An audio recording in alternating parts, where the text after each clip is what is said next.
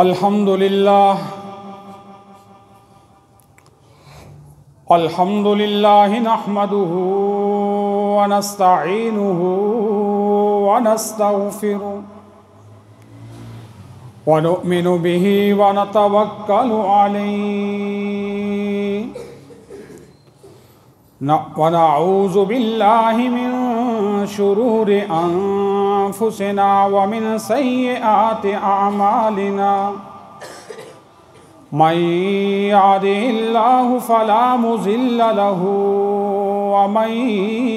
يضلله فلا هادي له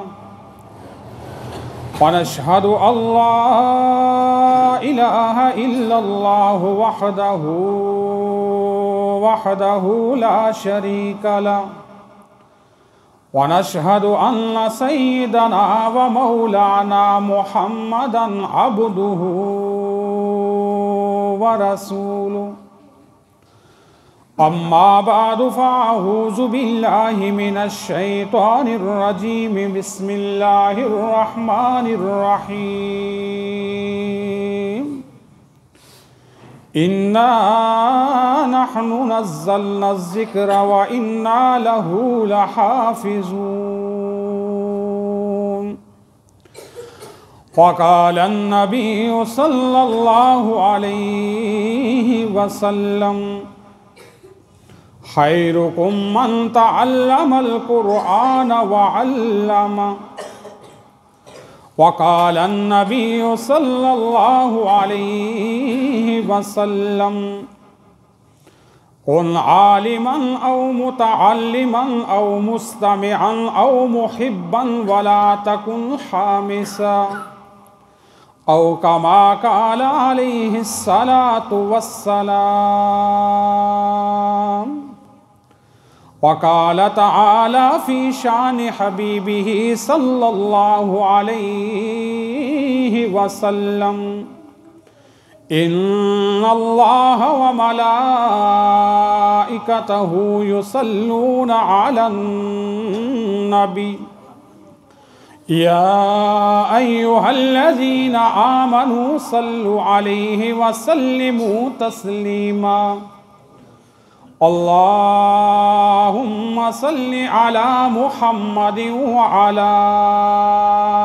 آل محمد كما صليت على إبراهيم وعلى آل إبراهيم إنك حميد مجيد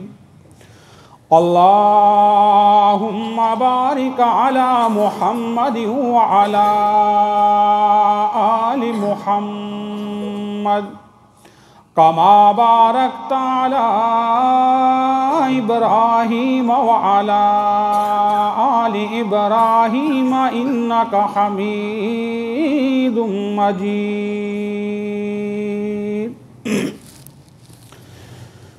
محترم سامعین، میرے انتہائی معزز مکرم جملہ سامعین، نمازی حضرات، میرے دائیں بائیں بیٹھے حضرات علماء کرام، اور بالخصوص اس گلشن کے بہاروں کے امین برادر مکرم حضرت مولانا مفتی عطاء الرحمان صاحب، ان کے ساتھ بیٹھے مولانا محمد معروف صاحب، اور اسی طرح یہاں کے ادارے کے جو استاد ہیں مولانا عبداللہ شاہ صاحب، دیگر جتنے علماء کرام یہاں پر تشریف فرمائے ہیں، ہمارے لیے انتہائی سعادت کا، انتہائی خوش بختی کا آج وہ دن ہے کہ اللہ تعالیٰ نے ہمیں اس مجلس کے اندر، اس محفل کے اندر اللہ نے ہمیں شریک ہونے کی توفیق عطا فرمائی کہ جو مجلس، جو محفل کلام مجید کی تکمیل کی خوشی کے اندر منعقد کی گئی ہے، اور انشاءاللہ اللہ کی ذات سے امید ہے کہ اسی طرح کی ایک مجلس حافظ صاحب کے اعزاز کے اندر کل قیامت کے دن میدان محشر کے اندر بھی اللہ سجائے گا، جس کا منتظم